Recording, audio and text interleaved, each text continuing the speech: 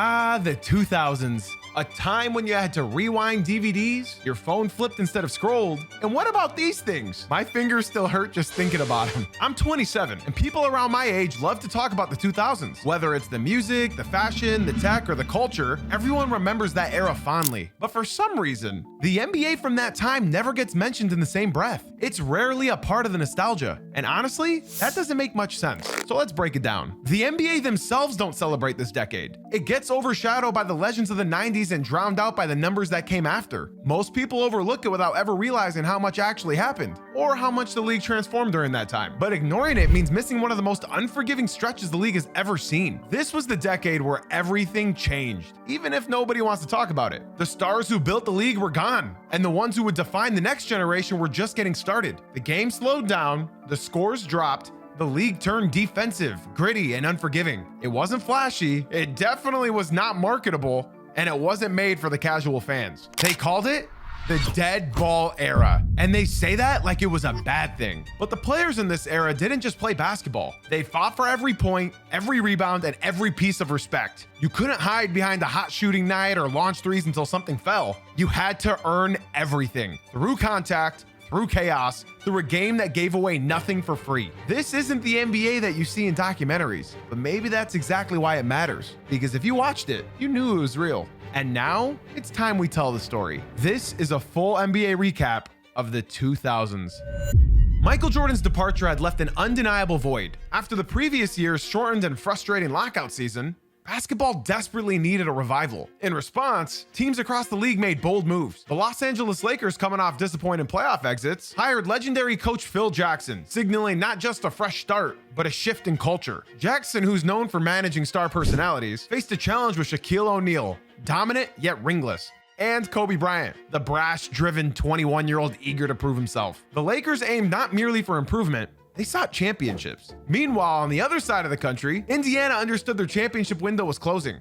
Led by veteran sharpshooter Reggie Miller and head coach Larry Bird, the Pacers, who had endured years of playoff frustration, felt an urgency unlike ever before. Complemented by the leadership of Mark Jackson and the rising talent of Jalen Rose, Indiana was determined to finally break through. Teams like the Portland Trail Blazers emerged as formidable threats. Portland quietly assembled one of the deepest rosters in NBA history. With veterans like Scottie Pippen, Rasheed Wallace, Steve Smith, and Arvydas Sabonis, they posed the most serious obstacle to the Lakers' ambitions. But the season wasn't without its disappointments. The Chicago Bulls, once the pinnacle of basketball excellence, descended into absolute turmoil after dismantling their championship squad. Although rookie Elton Brand provided a glimmer of hope, earning co-rookie of the year honors alongside the electrifying Steve Francis of the Houston Rockets, it wasn't enough to stop Chicago's dramatic fall. As the season progressed, Vince Carter transformed Toronto into must-watch basketball. Every night he defied gravity, igniting arenas with spectacular dunks and unbelievable athleticism. His performance at the 2000 Slam Dunk Contest became legendary, redefining basketball spectacle for a new generation. It's over, ladies and gentlemen.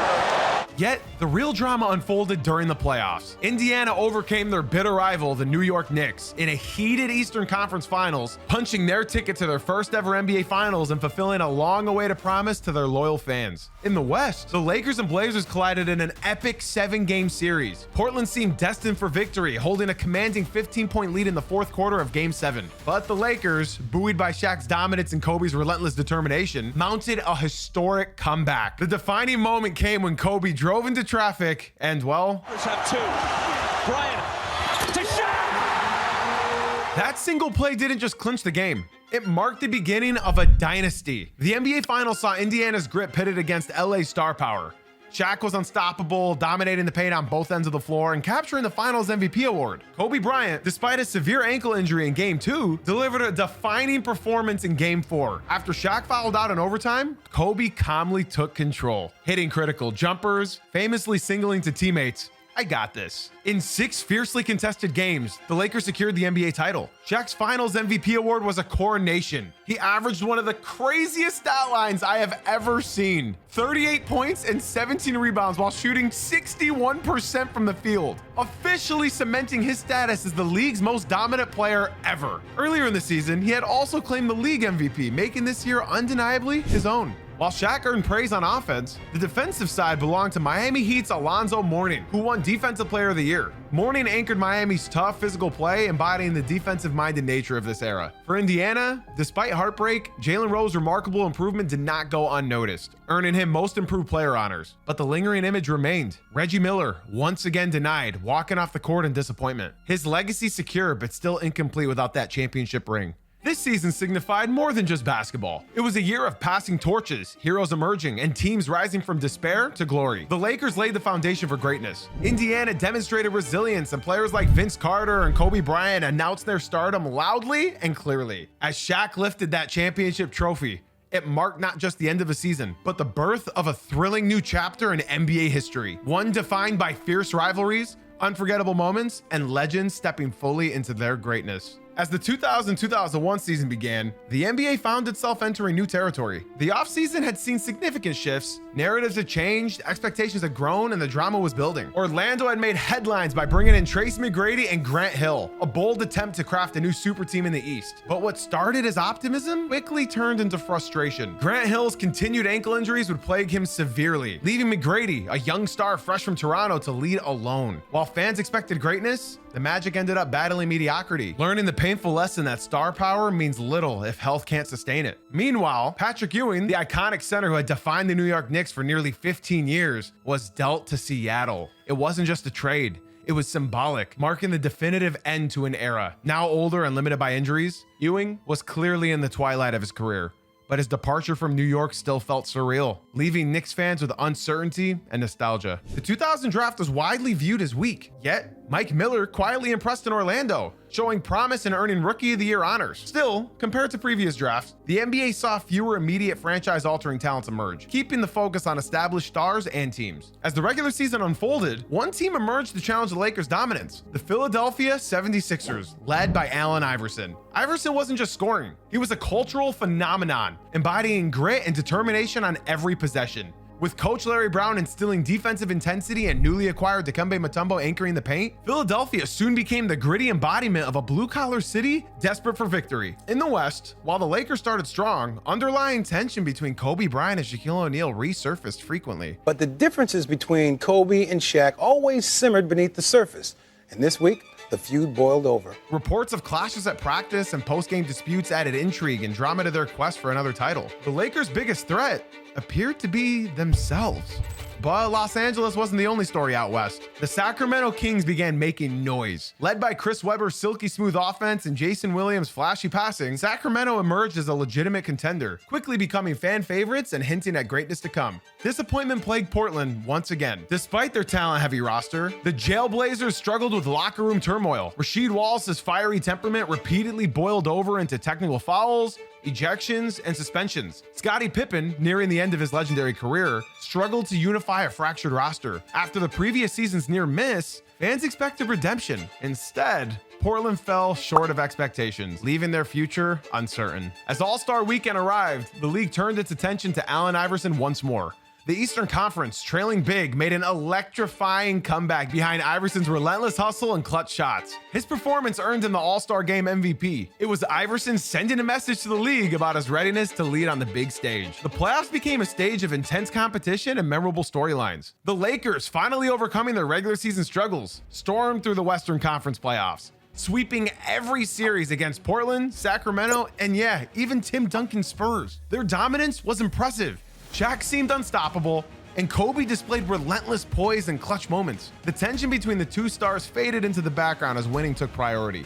The Eastern Conference playoffs were a stark contrast. Filled with intensity, drama, and close-fought battles, Iverson's 76ers faced numerous challenges, and each series became more grueling than the last. After dispatching Reggie Miller's Pacers, Philly encountered Vince Carter's Toronto Raptors in one of the most thrilling playoff battles of all time. Carter and Iverson traded spectacular scoring performances game after game. It culminated in a legendary Game 7 in Philadelphia, decided only by Carter's final buzzer-beating shot that rimmed out. At the buzzer, no good, and the Sixers hold on and advance to the conference finals. Waiting next were Ray Allen and the Milwaukee Bucks, a talented, underrated team that pushed Iverson's Sixers to the limit yet again. Controversial calls, intense physical play, and Iverson's unwavering resolve characterized the series, eventually won by Philadelphia in just 7 games. The Sixers emerged exhausted, but determined. Iverson had elevated his legend yet again, ready to face the Lakers. The 2001 NBA Finals pitted the star-studded Lakers, seemingly unbeatable, against the battle-weary yet defiant Sixers. Game 1 became one of the most iconic playoff performances in history, and I don't say that lightly. Allen Iverson poured in 48 unforgettable points. The Sixers' stunning victory provided hope, but reality quickly set in. The Lakers regrouped swiftly. Shaq dominated the paint against Mutombo's defensive prowess, and Kobe delivered timely baskets. Los Angeles won the next 4 games, claiming their second straight championship. Shaq once again earned the Finals MVP, averaging 33 points, 16 rebounds, 5 assists, and 4 blocks. For Iverson, the finals ended in disappointment, but also pride. He'd captured the MVP award earlier in the season, not merely because of his scoring, but because of his relentless spirit and ability to inspire an entire city. Dikembe Mutombo was named Defensive Player of the Year for anchoring Philly's rugged defense. Also, Iverson's teammate Aaron McKie won Sixth Man of the Year, while Tracy McGrady's breakout season in Orlando earned him the Most Improved Player honors. As the Lakers celebrated the repeat championship, the season's lasting legacy went far beyond titles. Iverson had transformed into an enduring icon. Sacramento had proven their readiness for future battles. Portland had learned that talent alone just wasn't enough. And Orlando realized potential doesn't guarantee success. And we're gonna get another one next year. Quick side note, if you guys are enjoying the video, please don't forget to leave a like and subscribe. It would really help me reach my goal of 10,000 subs. Also follow my Twitch where I stream Monday through Friday at 8 a.m. Eastern. That, as well as my Discord server, is linked down below. Anyways, back to the video. Heading into the 2001-2002 NBA season, a dynasty loomed on the horizon. The Los Angeles Lakers, fresh off back-to-back championships, seemed unstoppable. Yet beneath their strength, the growing tension between Shaq and Kobe quietly simmered. 2 towering egos, both convinced of their own importance, each eager to stake their claim as the franchise's heart and soul. While the Lakers chased history, the rest of the league searched desperately for answers. In the offseason, the Dallas Mavericks, led by owner Mark Cuban's ambition, added veteran Tim Hardaway to complement Dirk Nowitzki and Steve Nash. They hoped to prove themselves as legitimate contenders. Sacramento, still stinging from last year's sweep by the Lakers, added toughness and defensive presence in Doug Christie and Bobby Jackson, strengthening their bench depth to match their dynamic starting core. In the Eastern Conference, New Jersey quietly transformed overnight. One good reason for the amazing turnaround, the acquisition of Jason Kidd. After years of mediocrity, the Nets acquired Jason Kidd from Phoenix in exchange for Stephon Marbury. Kidd instantly turned New Jersey into the league's most exciting show, orchestrating a dazzling fast break attack. His impact was immediate, not only improving the Nets' record dramatically, but also instilling newfound confidence in a franchise desperate for respect. Meanwhile, disappointment festered in Milwaukee. After coming tantalizingly close to the finals the previous season, Ray Allen, Glenn Robinson, and Sam Cassell were talented but frustrated. Rumors swirled about internal conflicts, defensive lapses, and questionable team chemistry. The Bucks' regression puzzled fans and analysts alike, reinforcing how quickly championship windows can slam shut. The Washington Wizards captivated headlines differently. Michael Jordan emerged from retirement yet again, trading his executive office for one final run on the hardwood. Fans packed arenas nationwide, hoping to catch a glimpse of MJ's fading greatness. Though older and diminished physically, Jordan still showcased occasional brilliance, reminding the basketball world of his unmatched competitive fire. Amid these shifting dynamics, the 2001 NBA draft introduced future superstars. Kwame Brown was controversially selected first by Washington, though his early struggles quickly overshadowed his potential. Pau Gasol quietly began building his legacy in Memphis, earning Rookie of the Year honors with polished post play and versatility. Tony Parker's arrival in San Antonio went largely unnoticed initially, but the Spurs had uncovered a gem. His speed and skill promised a bright future alongside Timmy D. Throughout the regular season, the Lakers encountered unexpected turbulence. Shaq battled minor injuries, while Kobe saw a more prominent role. Friction became public, sparking rumors about the team's stability. Yet, when it mattered the most, they showed their resilience, securing a strong playoff position. Kobe elevated his game nightly, determined to establish himself not just as Shaq's teammate, but as his equal. As All-Star Weekend arrived in Philadelphia, hometown hero Allen Iverson enjoyed a memorable weekend despite a quieter regular season. But the star of the weekend was Kobe Bryant, returning to his hometown amid mixed cheers and boos. Kobe's All-Star Game MVP performance served as a powerful reminder. He was no longer just a rising talent, but a superstar in his own right, ready to define his own legacy. The playoffs arrived with unprecedented anticipation. Jason Kidd led New Jersey's Cinderella run through the postseason, sweeping aside teams that had overlooked them for years. Kidd's leadership transformed the Nets' identity. They defeated Indiana and Charlotte convincingly, setting up a conference final showdown with a resurgent Boston Celtics, spearheaded by Paul Pierce and Antoine Walker. The Nets ended up surviving a thrilling 6-game battle, punching their ticket to the finals for the first time in their franchise history. But the story everyone was really focused on was unfolding in the West. The Lakers cruised through early rounds, but waiting for them in the conference finals was their greatest test yet. Sacramento. Chris Webber, Mike Bibby, and Peja Stojakovic had turned Sacramento into basketball's most potent offense. The Kings, desperate for revenge, had captured the league's best record and top seed. And now they had the chance to finally dethrone the reigning champs. The series instantly became an all-time classic, filled with controversy, intensity, and unforgettable moments. After trading victories, Game 4 reached a dramatic climax. With seconds left and the Lakers trailing by 2, Robert Horry etched himself deeper into the NBA lore.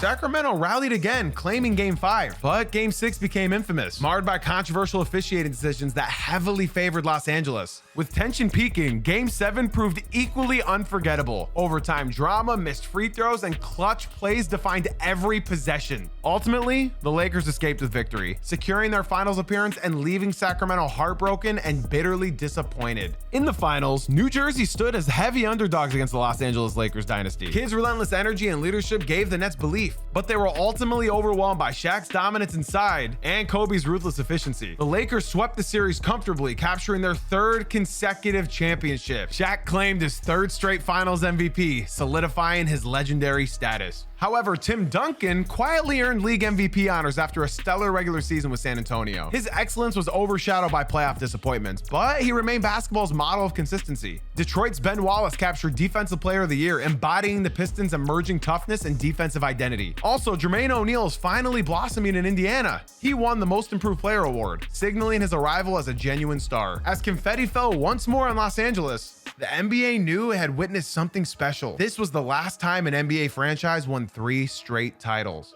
Who knows if this stat will ever happen again? Cade, I believe in you, man. Told you.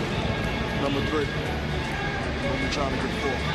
Love you. As the NBA prepared for the 2002-2003 season, the league stood on shifting sands. The Lakers had dominated basketball, capturing 3 consecutive championships. Their dynasty seemed poised to continue indefinitely. But beneath the surface, as I mentioned before, Shaq and Kobe's relationship was strained, injuries began taking their toll, and their rivals sensed vulnerability. Teams across the league aggressively retooled. Sacramento, still haunted by their bitter playoff defeat, fortified their roster by re-signing Mike Bibby, while the Dallas Mavericks made a statement by trading for talented scorer Nick Van Exel to bolster their explosive offense led by Dirk Nowitzki and Steve Nash. But the boldest offseason move came from San Antonio. They committed fully to their young guard Tony Parker, entrusting him to support Tim Duncan, now the undisputed leader following David Robinson's announcement that this season will be his farewell. The Eastern Conference, still lacking a clear leader, saw significant shakeups. Detroit, embodying toughness and defensive grit, added veteran guard Chauncey Billups to pair with Ben Wallace and Rip Hamilton. The Pistons were quietly building a squad capable of grinding out wins. Meanwhile, Boston struggled to maintain their momentum from the previous year, losing key defensive presence Rodney Rogers, raising questions about their long-term plans surrounding Paul Pierce and Antoine Walker. The league itself underwent some critical changes and aimed at enhancing offensive play and pace. Notably, the NBA officially eliminated illegal defensive rules. They fully adopted the zone defense strategies. This fundamental shift meant that offenses could no longer rely solely on ISO plays. The game became strategically more complex and tactically engaging, marking the start of a new era in basketball philosophy. The 2002 NBA draft introduced electrifying talents who could reshape the league. Yao Ming arrived in Houston amid enormous hype, becoming not just a rookie sensation but a global ambassador for basketball. His graceful, versatile play quickly silenced skeptics who questioned if he could handle the NBA physicality. Phoenix unearthed a gem late in the first round by drafting Amari Stoudemire. His explosive athleticism and raw power electrified fans, injecting energy into a franchise that's hungry for success. And of course, Michael Jordan has entered his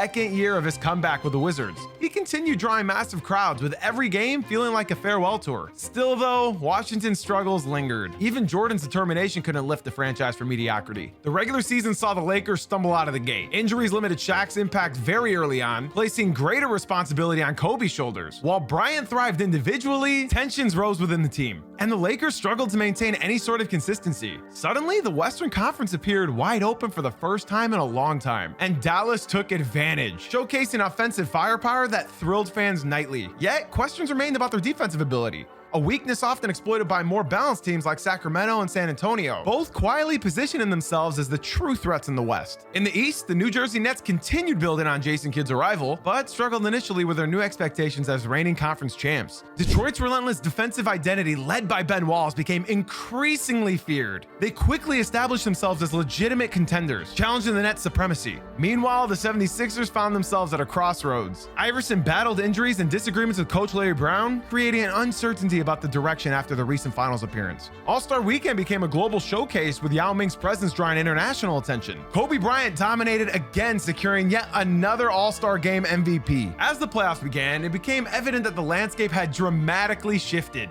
The Lakers, still formidable, faced an uphill battle. Minnesota, led by Kevin Garnett, proved tougher than ever. Yet LA survived the first round, setting up a highly anticipated rematch against San Antonio. Tim Duncan was determined and at the peak of his powers. The Spurs defeated the Lakers convincingly, ending the dynasty's 3-year reign in dramatic fashion and leaving questions about Los Angeles' future. The Western Conference Finals pitted San Antonio against Dallas. The Mavericks, despite their potent offense, simply could not contain Tim Duncan, who showcased his unstoppable blend of patience, skill, and determination. San Antonio triumphed decisively, sending David Robinson to the finals for one last championship attempt before retirement. In the East, Detroit and New Jersey clashed in a fiercely contested conference final series. Each game was physical and gritty. Ultimately, though, Jason Kidd's leadership and clutch performance proved decisive. The Nets won in a hard-fought sweep, setting up a finals clash against the San Antonio Spurs. The NBA Finals was a defensive battle from the start, defined by discipline and execution rather than just highlight plays. Duncan's consistency was by far the difference.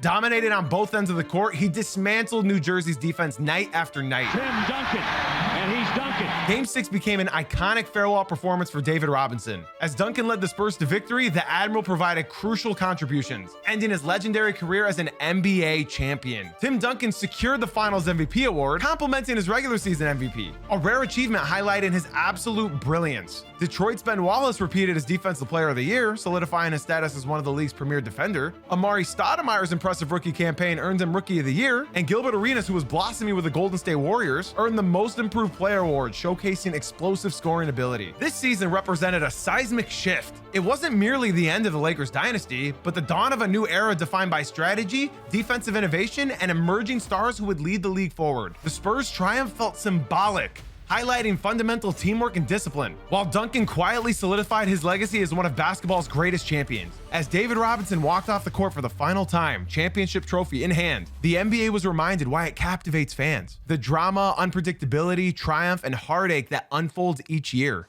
As the 2003-2004 NBA season dawned, the league was preparing for a huge change. Let's start in Los Angeles. They were desperate to regain their championship throne. Already boasting Kobe Bryant and Shaquille O'Neal, they stunned the NBA by signing legendary veterans like Karl Malone and Gary Payton, creating what appeared to be an unbeatable lineup. On paper, the Lakers seemed poised not to just reclaim their lost dominance, but to do so in historic fashion. The basketball world anticipated their coronation long before the season even started. In Minnesota, Kevin Garnett finally received significant help as the Timberwolves added veterans like Latrell Sprewell and Sam Cassell, signaling genuine championship aspirations. Dallas aggressively reshaped their roster, acquiring Anton Walker and Anton Jameson, believing a bold new identity might finally carry them to the top. But the most impactful offseason quietly occurred in Detroit. The Pistons, already a team known for toughness and defensive grit, hired legendary coach Larry Brown, whose reputation for defense and discipline promised to transform Detroit into a legitimate force. Detroit had traded talented scorer Jerry Stackhouse to Washington for the underrated Rip Hamilton, a gamble heavily criticized at the time, but one that ultimately reshaped their entire identity. Mid-season, in a bold move that further solidified their defensive toughness and versatile playmaking, Detroit acquired Rasheed Wallace from Portland. Wallace's fiery personality was considered risky, but the Pistons believed he was the missing piece to their championship puzzle. All while this is happening, the Spurs and Kings out west appeared overshadowed. The media crowned the Lakers champions in preseason coverage, overall dismissing other teams as merely challengers to their presumed greatness. And through all of this, would you believe we haven't talked about the draft yet? With the first pick in the 2003 NBA draft, the Cleveland Cavaliers select LeBron James. The NBA witnessed the arrival of one of its most anticipated rookie classes ever. LeBron James joined his hometown Cleveland Cavaliers amid immense hype, quickly showing he was worth every bit of attention. Carmelo Anthony energized the Denver Nuggets, returning them to relevance instantly. And Dwyane Wade brought hope and excitement to Miami. It wasn't just talent, it was a changing of the guard as these young stars began reshaping the league's future. Oh, right, and the Pistons? Well, they drafted Darko Milicic with the number 2 pick.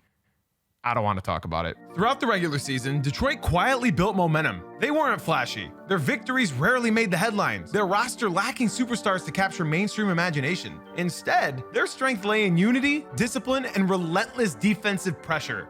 Chauncey Billups, a journeyman guard, emerged as a clutch leader, earning the nickname Big Shot Billups. Ben Wallace, a defensive powerhouse, anchored their interior. Rip Hamilton's tireless energy wore down the opponents nightly. Rasheed Wallace provided toughness, timely offense, and emotional leadership. Together, these castoffs formed an unlikely yet cohesive unit under Brown's disciplined guidance. Yet, despite their impressive record, Detroit was continuously overlooked, overshadowed by brighter stars and bigger stories elsewhere. The Lakers predictably dominated the headlines, but their season wasn't that smooth. Kobe Bryant dealt with off-court controversies, Shaq battled injuries, and the aging Peyton and Malone struggled to fit into Coach Phil Jackson's intricate system. Still though, they finished strongly, securing a playoff spot. Most analysts dismissed their struggles as temporary, certain that they'd dominate when the games mattered most. In the West playoffs, LA faced difficult tests from the younger and hungrier teams. First, the Rockets, then the Spurs, and finally, Kevin Garnett's Timberwolves in an intense conference finals. Each series took its toll, but the Lakers' experience ultimately prevailed, fulfilling their predicted destiny of reaching the NBA Finals. The East playoffs belonged to none other than Detroit. Every series enforced their underdog status. Victories came through physical battles and defensive intensity rather than high scores or flashy highlights. They faced a formidable Indiana Pacers team in the conference finals, led by a young Jermaine O'Neal and fiery Ron Artest. The series was brutal and physical, but Detroit's relentless defense and timely offense carried them through in 6 hard-fought games, earning them a place in the finals. In 4 of the 6 games, neither team scored 80 points. In 3 of them, Detroit held Indiana under 70 total points. This series was ultimately capped off from arguably the greatest block in NBA history. Reggie Miller! And it's blocked again! And then came the 2004 NBA Finals matchup, Detroit Pistons against the heavily favored Los Angeles Lakers. Media coverage overwhelmingly favored LA, labeling Detroit as possibly the weakest finals participant in recent memory. We've been underestimating us all year, so it ain't nothing that we ain't used to. So, regardless of what people say, once that ball was thrown up, it's us against you. Even the most optimistic Pistons fans doubted their chances. Conventional wisdom declared Detroit had no realistic shot against such overwhelming talent. But inside Detroit's locker room, belief simmered quietly. Coach Larry Brown instilled an underdog mentality, reminding his players nightly that they'd been doubted their entire careers. Each had a personal story of rejection, struggle, or disappointment. They had no superstars. They had no egos. Just grit, heart, and an unshakable belief in themselves and each other. Game 1 sent shockwaves across the basketball world. Detroit's relentless defense stifled the Lakers' star power. They didn't just win, they utterly dominated. Analysts called it a fluke, certain LA would wake up. But as the series continued, the Pistons only grew stronger. Chauncey Billups calmly controlled the pace, hitting crucial shots. Rip Hamilton's constant movement exhausted the Lakers' older defenders. Ben Wallace frustrated Shaq with his defensive brilliance, all while Rasheed Wallace provided timely offense and fiery leadership. With every game, the impossible became more real. Detroit's defensive execution was flawless, dismantling the Lakers' supposedly unbeatable offense. By Game 5, the Lakers appeared broken, stunned by Detroit's discipline, tenacity, and unity. Incredibly, the Pistons completed one of the most shocking finals victories in NBA history, winning the series convincingly, not through luck, but undeniable superiority. Chauncey Billups earned Finals MVP, an acknowledgement of his steady leadership and clutch performances. Kevin Garnett, despite falling short in the playoffs, earned regular season MVP, recognition for his relentless effort carrying Minnesota. And of course, LeBron James earned Rookie of the Year honors. And Zach Randolph's breakout season with Portland Portland secured him the most improved player recognition. The Pistons' improbable victory symbolized the essence of basketball's heart: teamwork, resilience, and the timeless underdog spirit. Their championship wasn't just a triumph, it redefined expectations, proving that titles weren't always won by superstars or super teams, but sometimes by sheer belief, toughness, and an unbreakable unity. This season became immortalized as the year of the greatest underdogs, a team no one believed in achieving something few thought possible. They inspired every overlooked player, every doubted team, and every fan who'd ever dared to dream against the odds. Sorry, can you tell I'm a Pistons fan? This was actually the season where I became in love with the sport and my Pistons super fandom began. Entering the 2004-2005 NBA season, everything felt wide open. The Detroit Pistons had shaken the basketball world the previous year by upsetting the Lakers. However, despite their incredible victory, few were convinced that Detroit could repeat. Analysts and fans alike expected normalcy to return, believing superstar-driven teams would reclaim the spotlight. In Los Angeles, some big changes had reshaped the Lakers entirely. Phil Jackson stepped down as head coach, citing exhaustion from internal turmoil. Shaquille O'Neal was shockingly traded to the Miami Heat, effectively dismantling their dynasty. Kobe Bryant remained, finally becoming the Lakers' undisputed centerpiece, though uncertainty surrounded whether he could actually single-handedly lead a franchise to greatness. Miami's acquisition of Shaq immediately elevated them to championship contenders. Pairing Shaq with the rising star Dwyane Wade created an electrifying duo. Excitement surged through Miami as the Heat positioned themselves to challenge Detroit's supremacy. O'Neal, motivated by critics claiming that he was aging and declining, arrived in South Beach intent on proving them wrong. Meanwhile, out in Minnesota, fresh off Kevin Garnett's MVP season, they unfortunately struggled to maintain momentum. Internal issues and aging role players cast doubts on their ability to stay competitive. Sacramento, so close in previous years, finally began facing the harsh reality that their championship window might be closing, especially as Chris Webber's injuries took their toll. The Phoenix Suns emerged as the year's most surprising and thrilling story. They signed Steve Nash away from Dallas, a move widely questioned as many believe Nash's best years were behind him. Instead, Nash immediately transformed Phoenix into an offensive juggernaut. Alongside Amari Stoudemire's explosive athleticism and Sean Marion's versatility, the Suns became the NBA's most exciting, fast-paced team, igniting fans nightly with dazzling, untempo basketball. There were also some important rule changes enhancing offensive play even further. The NBA implemented stricter enforcement on hand-checking violations, freeing guards like Nash, Wade, and Allen Iverson to attack defenses and renewed aggression. Scoring rose dramatically, fundamentally changing the league's style. Faster, freer basketball captivated fans. This marked a pivotal turning point for the NBA's future direction. Throughout the season, drama unfolded everywhere. Indiana entered the year as strong contenders, but their championship dreams unraveled in a shocking early season incident. The Malice at the Palace became the most infamous brawl in NBA history. Ron Artest was suspended for the rest of the season. 86 games were gone in an instant. Steven Jackson got 30 games. Jermaine O'Neal, 25. The Pacers' core was gutted overnight, and with it, their championship hopes collapsed. Indiana, once viewed as a top-tier contender, was suddenly scrambling to stay afloat. Artest's absence left a massive void on both ends of the floor. Once O'Neal returned, he battled through injuries. Steven Jackson tried to keep the team steady, but the chemistry had already been fractured. Reggie Miller, in what would become his final NBA season, watched his last shot at a title slip away. They managed to make the playoffs, but they weren't the same. The fire was gone. The unity was gone. Their belief was gone. Meanwhile, the league was in damage control. Public backlash was brutal. Critics painted the NBA as chaotic and out of control. So in response, David Stern cracked down hard. Arena security was overhauled. Fan behavior rules were tightened. And that same season, the league introduced a new dress code to clean up its image, a move that sparked its own controversy. What happened that night in Detroit wasn't just a fight. It was a turning point. The Pacers fell apart, the league changed its identity, and the NBA would never be the same again. Despite that turnover, basketball provided countless uplifting narratives. LeBron James, now in his second year, dramatically elevated Cleveland's relevance, proving himself as a legitimate star. Carmelo Anthony continued his scoring brilliance out in Denver, while Dwyane Wade blossomed spectacularly under Shaq's mentorship in Miami. As the playoffs approached, the Eastern Conference revolved around Miami and Detroit. Shaq's Heat dominated through sheer force and Wade's relentless attacking style. Detroit relied on their proven championship formula. The conference seemed destined for a Miami-Detroit showdown. In the West, Phoenix's exhilarating style secured the best record with Steve Nash winning MVP honors, silencing critics who had questioned his offseason signing. The Suns' offense seemed unstoppable, yet San Antonio quietly built momentum behind Tim Duncan's steady leadership.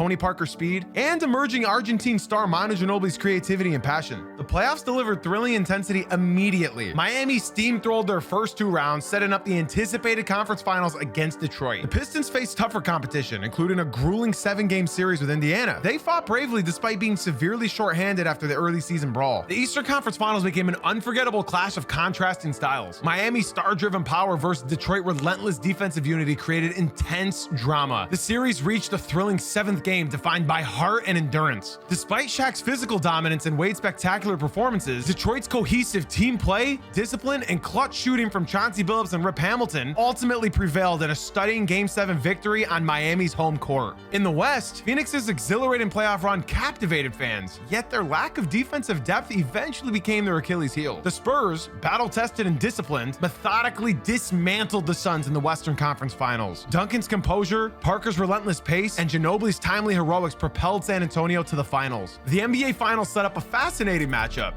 Defending champions Detroit versus San Antonio's quiet yet relentless pursuit of yet another title. Unlike previous finals, this series showcased elite defensive execution and intense physical play. The series evolved into a chess match. San Antonio took early control, led by Ginobili's dynamic playmaking and Duncan's reliable consistency. Yet, Detroit's resilience was remarkable, rallying to even the series and pushing it to a decisive Game 7. The ultimate finale became a gripping battle of wills. Every possession felt critical. Every basket earned through sweat, determination, and execution. In the end, San Antonio's poise made the difference. Not really. Rasheed leaving Robert Horry open for 3 in Game 6 is what actually did it. Still haunts me and all the other Pistons fans to this day. Tim Duncan's clutch plays, Manu Ginobili's creativity, and the Spurs' overall composure secured their 3rd championship in 7 years, reaffirming their place as a modern NBA's dynasty. Duncan captured his Finals MVP again, solidifying his legacy among basketball's all-time greats. Though the Pistons just fell short,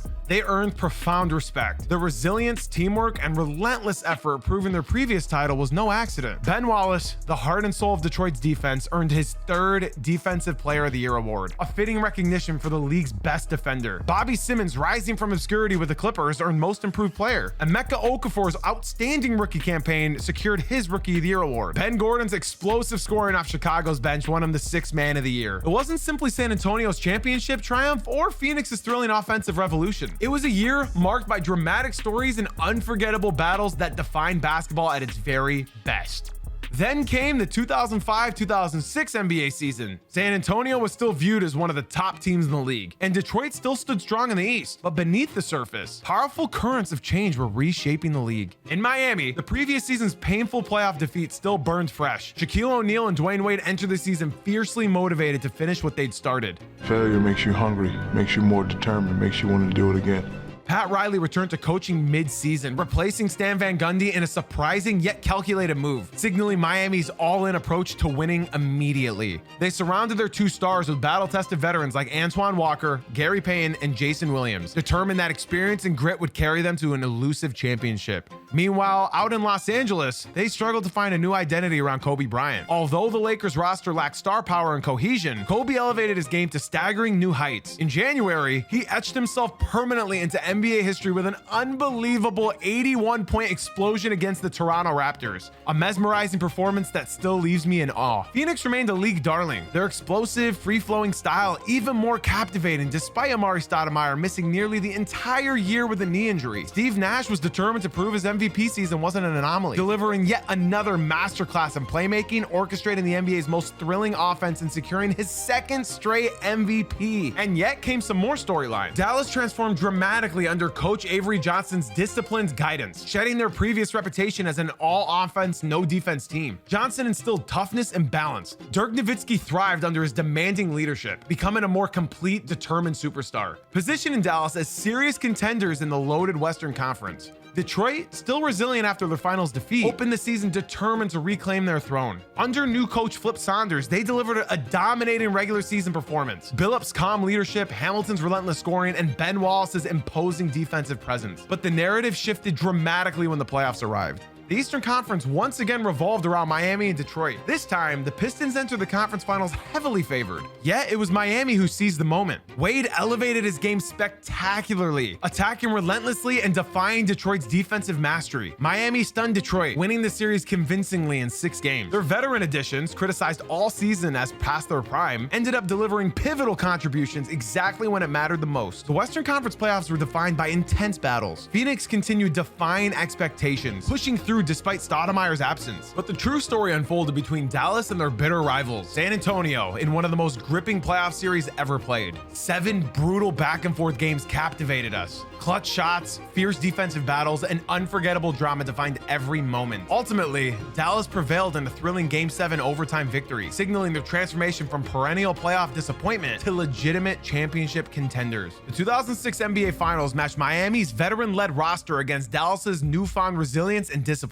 Early in the series, Dallas seemed unstoppable, quickly seizing a commanding 2-0 series lead. Analysts openly questioned Miami's toughness, suggesting that the series might already be over. And the Mavericks have a commanding 2-0 lead as they totally embarrass the Heat. Then came Game 3, a game that changed NBA history. Down double digits late, Dwyane Wade unleashed an unforgettable performance, attacking relentlessly, scoring seemingly at will, sparking an epic comeback that altered the series entirely. Wade's dominance continued. He single-handedly dismantled Dallas's defense game after game. He averaged a staggering number of points and constantly pressured the Mavericks defenders, showcasing a level of finals brilliance rarely seen in NBA history. Miami's veterans provided critical support. Shaq's physical presence remained impactful, and role players like Payne and Walker made decisive plays in crucial moments. Miami completed the improbable comeback, winning 4 straight games to secure their first ever NBA championship. Dwyane Wade deservedly earned Finals MVP. His legendary Finals performance permanently etched in basketball lore. The Mavericks left feeling robbed by controversial officiating decisions throughout the finals, sparking outrage and fueling their determination to return and seek redemption. For Dirk Nowitzki, the pain was profound. Labeled unfairly as soft once again, his quest to prove doubters wrong became even more personal. During all this, new NBA stars emerged. Chris Paul dazzled in New Orleans, claiming Rookie of the Year. Ben Wallace continued his defensive dominance, earning his 4th Defensive Player of the Year award. Meanwhile, Boris Diaw's remarkable evolution with Phoenix secured him Most Improved Player. Mike Miller also captured the 6th Man of the Year, providing Memphis a consistent offensive spark off the bench. As the confetti fell in Miami and Wade celebrated his legendary performance, questions swirled around the NBA landscape. Could Miami repeat their unlikely triumph? Could Dallas respond to their painful finals collapse? Could Detroit reclaim their Eastern dominance? Or would emerging stars like LeBron James finally fulfill their championship potential? The finals had just ended with Dwyane Wade's legendary takeover and Miami's first championship. But instead of setting the league up for a new era, it sent everyone scrambling. Every contender asked the same question: how do we stop that? In the offseason, a few teams retooled. Some doubled down and some unraveled completely. The Lakers were spiraling. Kobe Bryant had carried a broken roster as far as he could. In frustration, he publicly called out the front office and demanded better talent around him. In Dallas, the pain of blowing the finals burned deep. Mark Cuban didn't tear the team apart. Instead, he ran it back, betting that Dirk Nowitzki and a full season of revenge-fueled dominance would be enough. On paper, it looked like the right decision. And Detroit had its own problems. Ben Wallace, the defensive soul of the Pistons, left for Chicago in free agency. It was the first crack in the foundation of a team that had built its identity on toughness, discipline, and cohesion. Losing Wallace to a rival hurt badly, not just on the court, but in the locker room. Meanwhile, the Spurs were quiet.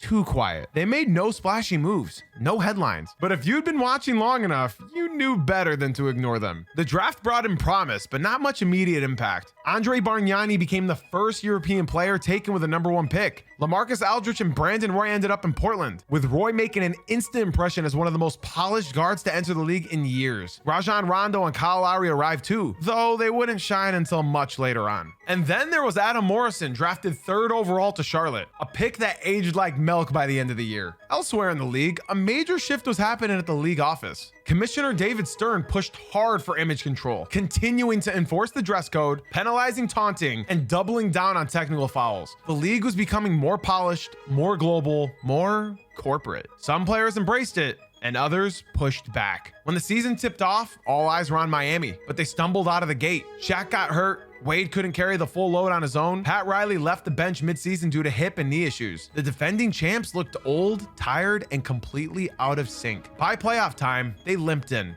and got swept by Chicago in the first round. No fight, no answers. In the East, one team quietly rose to the top, the Detroit Pistons. Even without Ben Wallace, they posted the best record in the conference behind Billups, Hamilton, and the emergence of Tayshaun Prince as a legit two-way threat. Yet behind them was a team with something to prove, and a player who was about to change the narrative forever. LeBron James wasn't just evolving, he was erupting.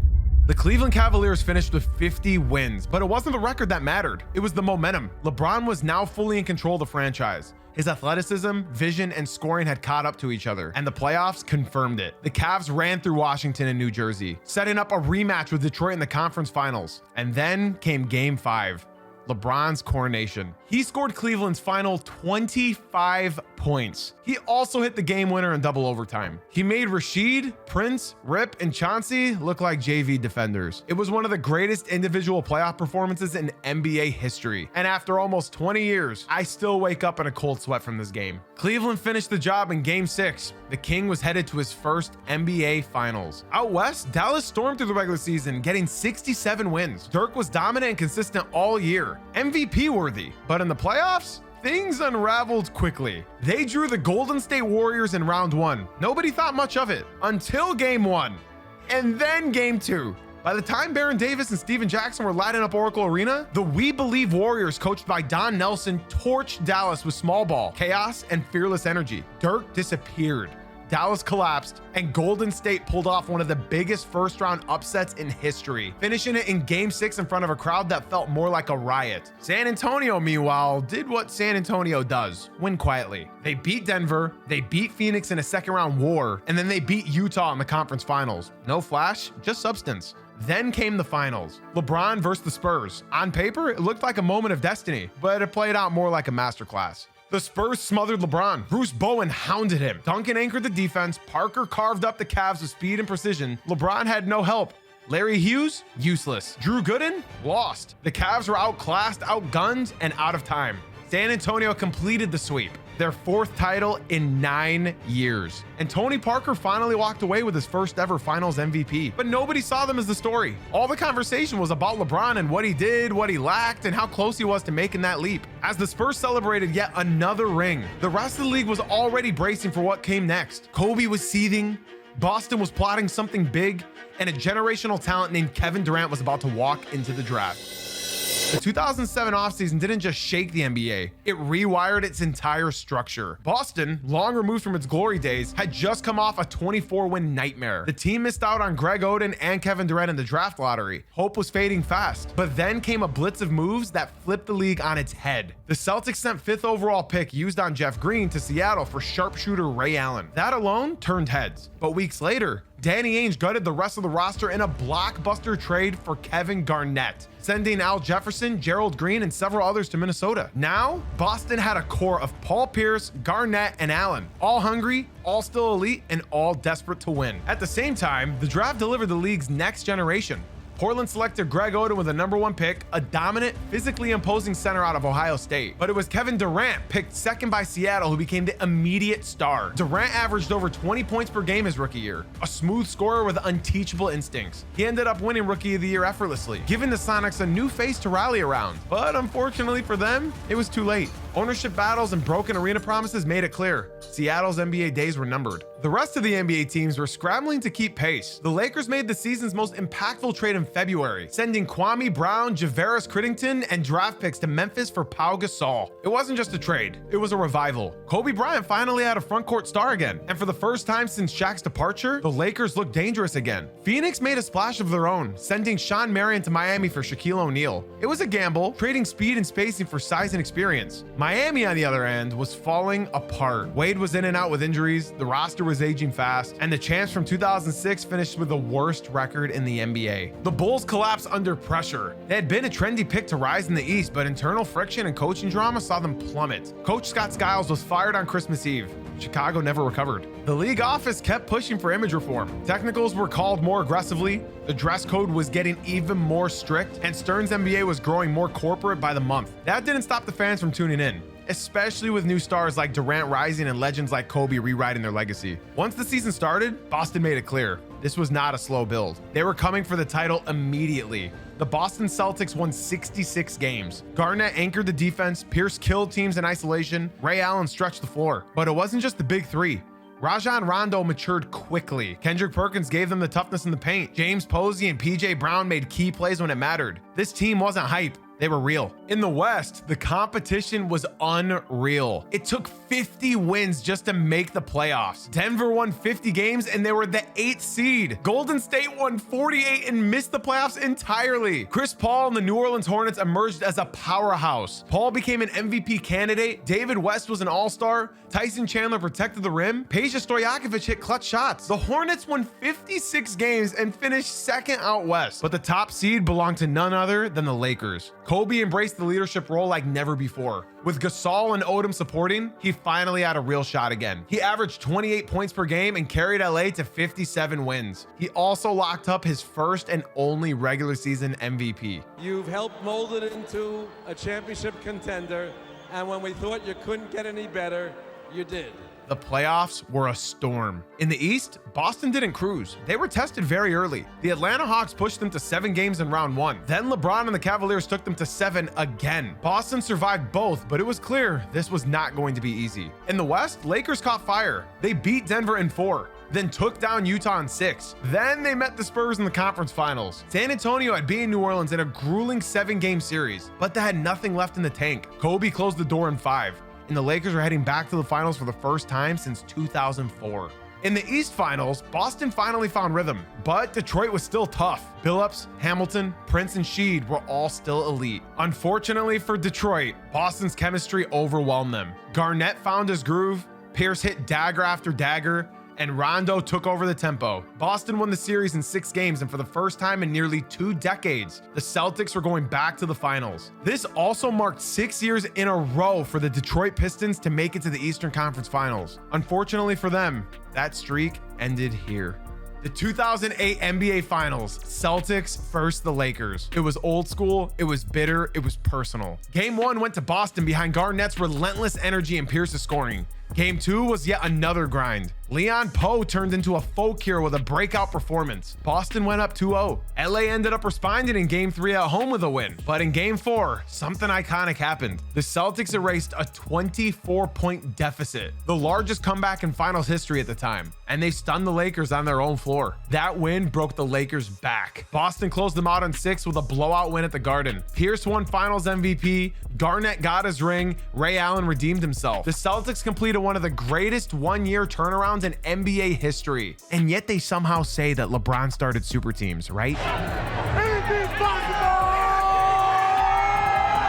Moving on, the NBA didn't feel the same anymore. Boston had reclaimed its throne, but across the league, you could feel it. That crown wasn't going to sit still for long. The defending champs brought everyone back. Garnett, Pierce, Allen. Same swagger, same system, but something was different. The hunger was still there, but the energy wasn't. Maybe it was fatigue, maybe it was wear and tear, or maybe the league around them just caught up. Because while Boston held the title, Kobe Bryant was sharpening his blades. The Lakers didn't just return better, they came back cold, focused, and pissed off. They remembered every confetti drop, every celebration on their floor, every doubt thrown their way. Kobe led them like a man on a mission, not to prove himself as a player, but to erase any question about his ability to win without Shaq. This wasn't about validation, it was about vengeance. But just as LA roared back, someone else was forming a storm on the other side of the country. LeBron James wasn't waiting his turn anymore. For 5 years, he'd been growing, adjusting, taking hits, and carrying teams. But now, it was different. His body was carved from stone. His mind was sharpened, and his team had finally given him weapons. Well, compared to before. The Cavaliers played with spacing, with effort, with rhythm, but it all orbited around LeBron James. Every possession, every decision, every outcome. This was the year that he took control of the league by force. Cleveland tore through the season. The Cavaliers didn't just win, they overwhelmed everyone. Their defense strangled opponents. Their pace crushed the rhythm of games. And LeBron played like a man not chasing the MVP, but demanding it. Down south in Orlando, Dwight Howard stood in the middle of something special. He wasn't just a big man, he was the blueprint, a shot blocker who altered game plans, a rebounder who dominated space. But what made Orlando dangerous wasn't just him, it was the artillery around him. Hedo Turkoglu, Rashard Lewis, Jameer Nelson, and JJ Redick, all locked and all loaded. The Magic played from deep and punished slow rotations. They were ahead of the curve and nobody saw them coming. And in Chicago, a new chapter began. Derrick Rose, the quiet storm, gave the Bulls a pulse. You couldn't stay in front of him, you couldn't predict him, and by the time the playoffs rolled around, he was already a problem. This postseason felt like a heavyweight bracket. Boston and Chicago opened with one of the wildest first-round series ever. 7 games, 4 overtimes, multiple buzzer beaters. No Garnett, no excuses, and somehow both teams walked away changed. Orlando slugged their way past Philly, then stunned Boston. They took the champs out with confidence. There was no fear. Dwight Howard controlled the paint. Their shooters spaced the floor so wide, it broke Boston's defense open. The Magic were no fluke. They belonged. On the other side, the Lakers handled their business. They met the Rockets in round 2, and even without Yao, the Rockets gave them hell. Ron Artest barked, Battier defended, Aaron Brooks flew past defenders like a blur, but LA survived barely. And then they outlasted Denver in the conference finals, a battle of size, strength, and raw energy. Carmelo went toe-to-toe with Kobe. Nene and Kenyon Martin battled in the paint. But Kobe had something more, something cold in his veins, something that never flinched. That set the stage. The league wanted Kobe and LeBron. The ads were ready, the narratives were written, but basketball doesn't care about scripts. Out east, it was the Cavs vs. Magic in the Eastern Conference Finals. LeBron played like a machine. He hit a buzzer beater that froze time. Gets it to LeBron for 3 for the win. Yes! LeBron James at the buzzer! But unfortunately for Cleveland, Orlando had depth, the chemistry, the floor spacing, and Dwight was a mountain in the paint. Cleveland just couldn't close out on the shooters. They couldn't stop the rolls. They couldn't win. LeBron walked off the floor after game 6. No handshake, no jersey swap, just silence. His dream of the NBA Finals were gone. And now the Lakers had one job. They were about rewriting a legacy that had been questioned for years. Ever since Shaquille O'Neal left Los Angeles, Kobe Bryant's greatness had lived in quotation marks. He had the numbers, he had the highlights, but every time his name came up in legacy debates, there was a pause. A reminder that he's never won on his own. Every year that passed without a title felt louder. Every playoff loss added fuel to the fire. Kobe heard it all. And this season, he made sure he never had to hear that again. The opponent was the Orlando Magic, but the Magic were not ready for what was coming. From the opening tip of game 1, Kobe Bryant played like a man possessed. He dictated everything. The tempo, the flow, the emotion of the series. When Orlando doubled him, he dissected them. When they rotated late, he punished them. His footwork was precise. His jumper was merciless. Every possession felt personal. This wasn't just about basketball anymore. This was about control, about narrative, about proving that the player who once shared the spotlight was more than capable of owning it alone. Game 2 went to overtime. Rashard Lewis and Hedo Turkoglu hit big shots. Dwight dominated the glass, but again, Kobe was the difference. He didn't just force shots, he orchestrated. He moved the ball, drew attention, and trusted his teammates to finish the job. And they did. The Lakers won again. In game 3, the Magic answered back with the best shooting performance in finals history. They barely missed. The series ended up shifting to Orlando, and for a moment, there was real tension. Could the Magic actually flip this? Spoiler alert, Kobe didn't let them. In game 4, he gave the performance that broke their spirit. He scored early, often, and without conscience. But it was the pass at the end that said more. With the game on the line, instead of forcing a fadeaway, Kobe found a wide open Derek Fisher at the top of the arc. Fisher drilled it. Then he hit another dagger in the extra frame to seal it. Kobe had trusted his teammates, and they rewarded that trust with a 3-1 series lead. Game 5 was the final act. The Magic came out swinging, desperate to extend the series, but the Lakers stayed calm. Pau Gasol owned the interior. Lamar Odom spaced the floor and attacked mismatches. Trevor Ariza played like a star in his own role. And then there was Kobe, controlling the game with the same fire he had walked in with back in October. There was no panic, no hesitation, just execution. When the final buzzer sounded, Kobe dropped to his knees. The confetti fell again. There was no debate and no Shaq in sight. Kobe Bryant was at the mountaintop. This was his ring, his redemption, his proof. The 2000s were a grind. Defense mattered, toughness mattered, rings weren't handed out, they were clawed from the dirt. This was the dead ball era, where scoring was scarce, but the greatness was never in doubt. You didn't just watch the game, you felt it. And if that decade taught us anything, it's that legends aren't made in open space. They're made when the air gets tight. Call it ugly, call it old school, but don't ever call it soft. If you guys want me to break down another decade, let me know in the comment section down below. And of course, if you made it this far, do me a huge favor and hit that like button and subscribe, because this one was a lot of work. Seriously, guys, if you watch this thing to the very end, thank you so much. There's a couple of videos on the screen right now that I think you'll also love. Seriously, guys, if you made it to the very end of this thing, thank you for watching, and I'll see you in the next one.